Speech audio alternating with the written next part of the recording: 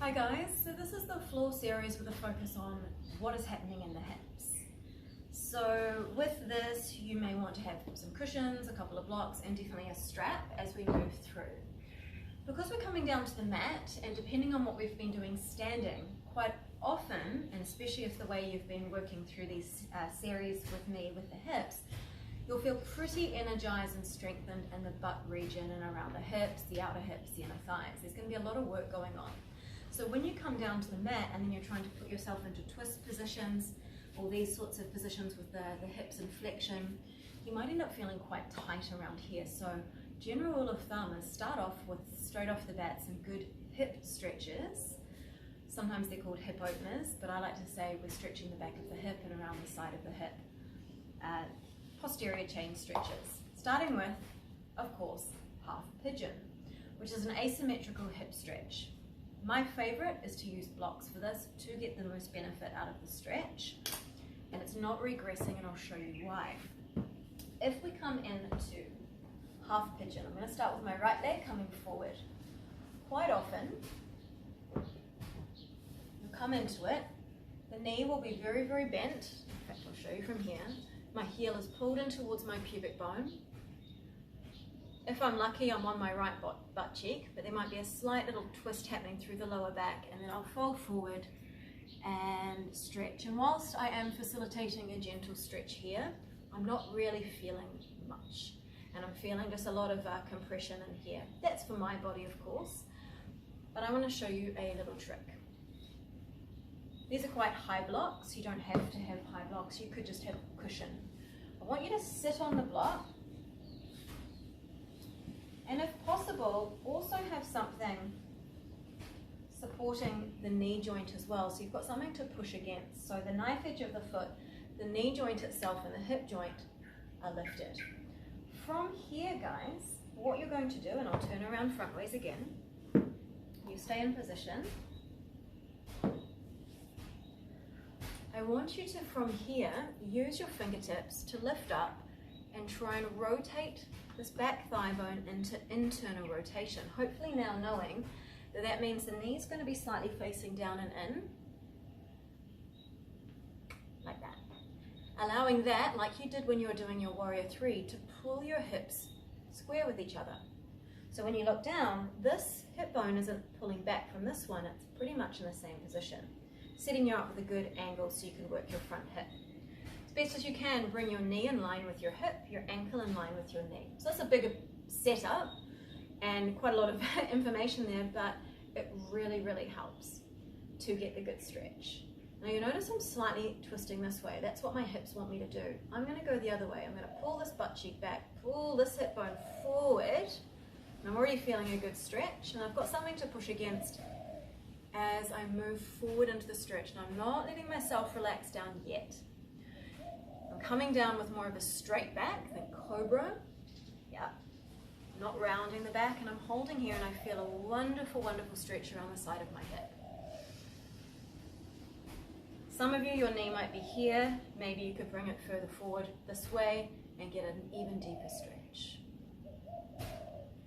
Great thing with this is now that we're supported on something, the knee's just not up in space, it's supported on something, or the side of the leg is, I can work with this to push down against. So my hip's being stretched. I want to work the tissue of the stretched hip, and I actually want to work it and strengthen it a little bit here at this range. I love this one. You're going to slowly push the ankle, the knee, the hip down onto whatever surface is on there, feeling the pressure downwards. What's happening is you're working your hip extensors, actively trying to engage them while they're on stretch. Hold that for about 6 seconds or 8, 10, and then relax off it, and then allow yourself to go further into the stretch. If the knee joint isn't having a good time, please do play around. You can always pull it back in. You can always come down off the blocks, yeah? But I would say whichever position you're in, just make that foot nice and active, toes flexing. I'm going to go back up onto the blocks to get a good stretch there. The blocks allow me to get the swivel, allow me to square myself off, allow me to find that right angle, the 90-degree angle at hip and knee, which is quite hard to do when you're not on the floor. Of course, you can then end up relaxing down, guys, stretching it out, and completely relaxing. I would then from there try the other more commonly known variation, which is here, and just see how that compares in terms of a hip stretch, which might be your main goal here. If you prefer just to go into that and work on something else, that's totally fine too.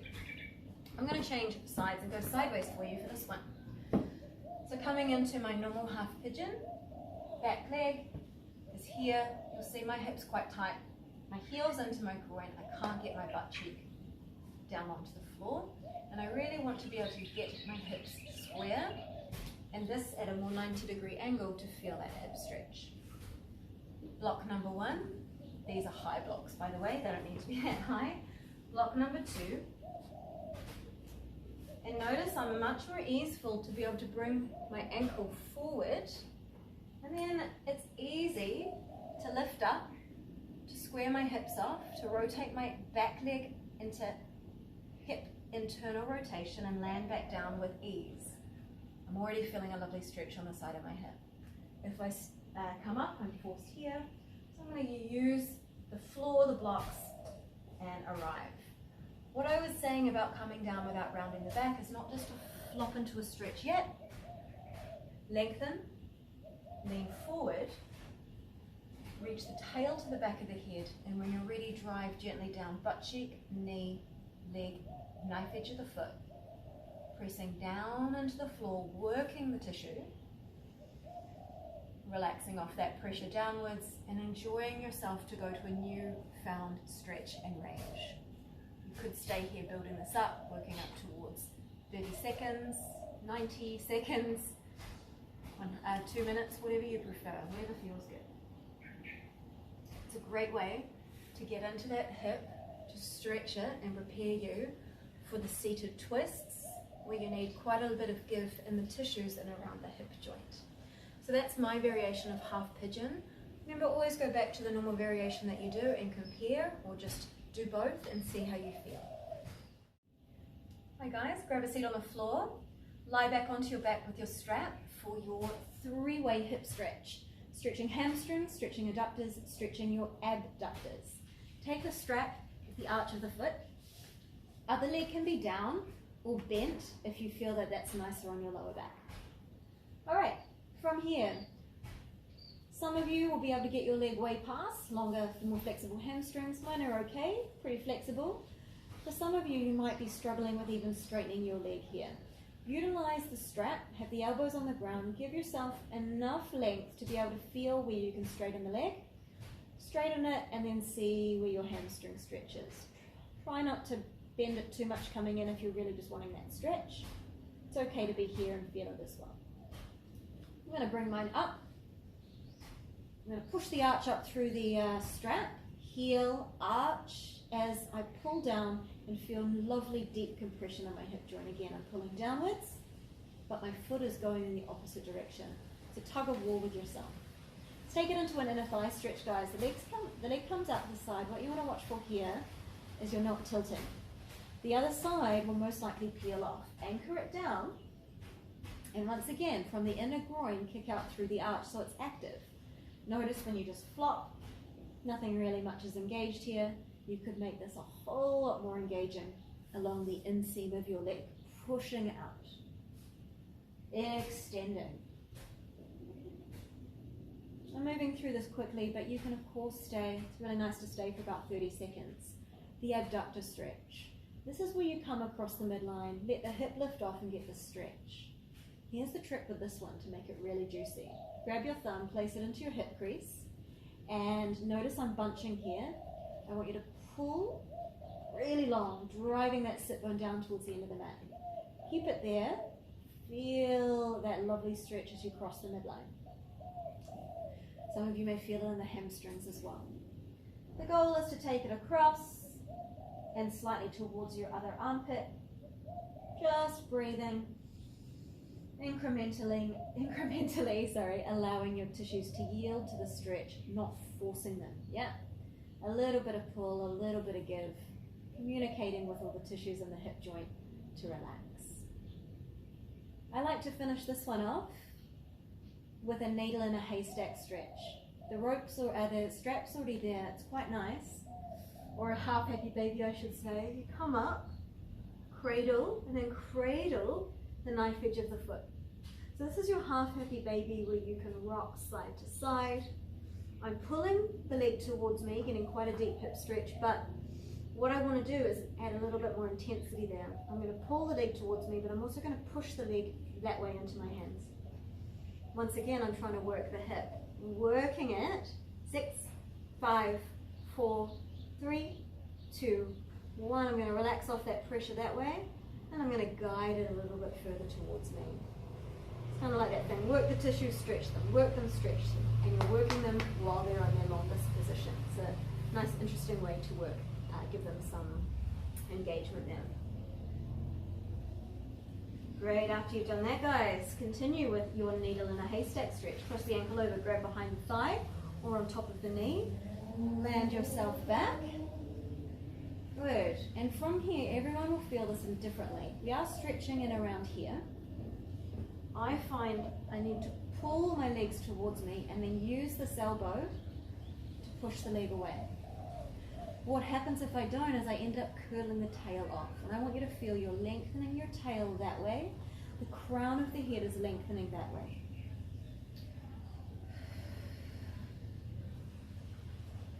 Once again, you can have a little bit of resistance. I'm going to push with my hand that way.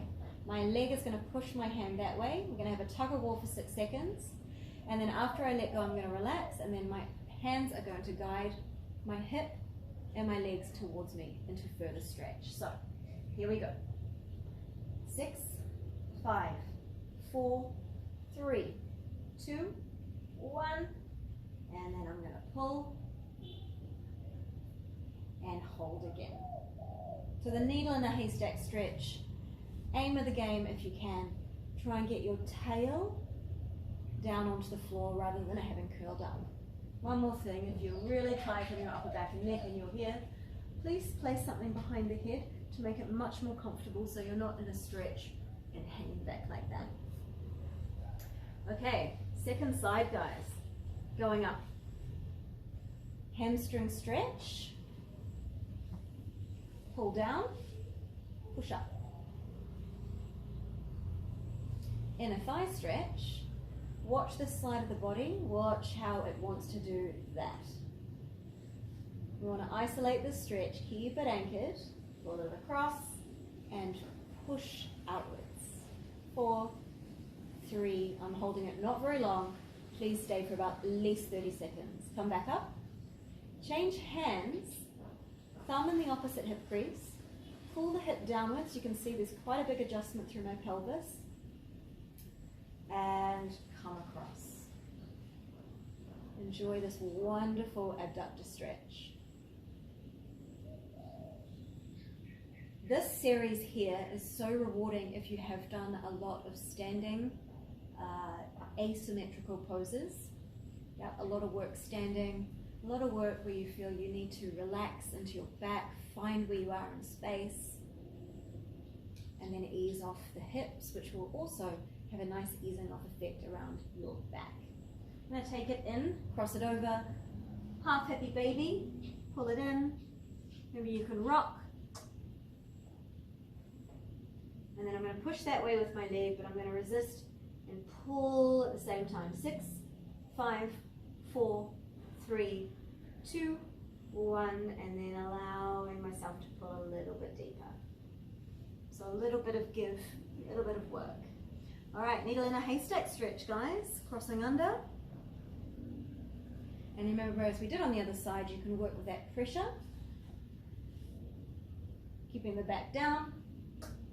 Or you can just have it as a passive stretch. So you have options as always. This one, I find that if I focus on widening my lower back, my brow line, the back of my head and my tail, I get a nice grounding to work into a glute stretch from there. All right. So there is the 3-way hip stretch, which is wonderful, and also leads into when you're standing and you're doing your standing work. You can imagine, you can see me here, where we do this, that, all that stuff standing, which you've just done on the ground, and prime your tissues into feeling that movement and sensation.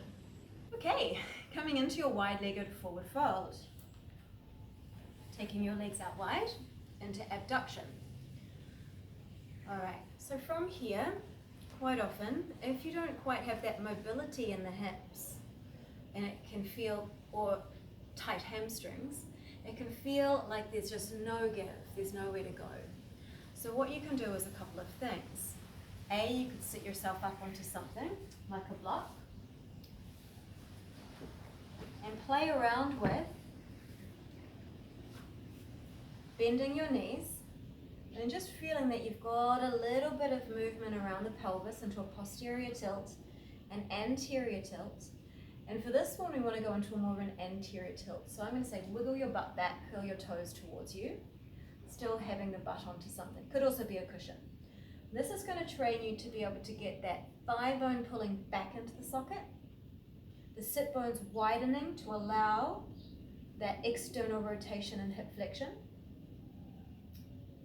And then when you come down, I'm not going to be going very far. I already feel this in my hamstrings, but I'm keeping quite a straight back. Of course I could round, no problem. But for now, I want to feel that and keep my back neutral. So this is a nice one if you're finding that you are unable at all to even get a straight back. You're stuck here. Lift yourself up to start with. Also, you can bend the knees and ease your legs into straight, gradually getting there. So now that I'm on the floor and I am able to come into this position, I'm going to externally rotate my thighs. I'm going to think about my thigh bones pulling into the socket and back through my pant fabric. I'm going to rock off the front of my sit bones and lengthen up tall. Coming forward, play around now with the energetics of the legs, guys.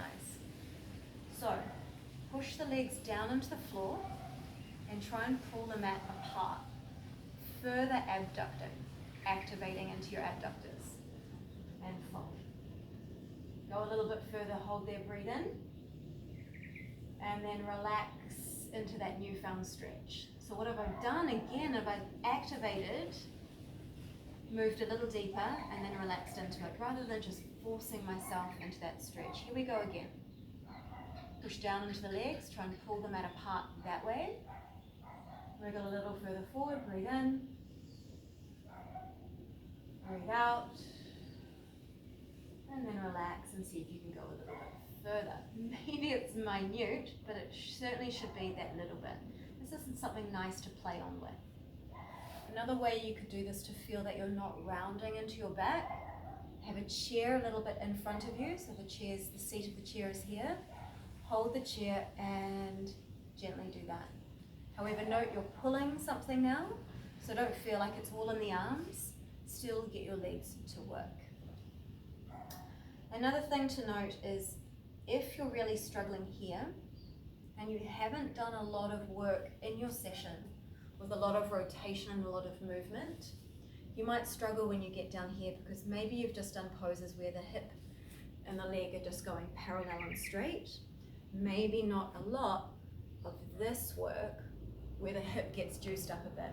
Rotation is always handy before you get into those deeper hip positions. It really lubricates the hip joint, I find, preps it for that said stretch that you're wanting to go into. So there you go, that's your wide-legged forward fold. Keep at it. It's one of those ones that you're also battling your hamstrings and your inner thighs as well, if they're a little bit tight, so you have to be mindful that you need to ease your way into that stretch and build on it slowly.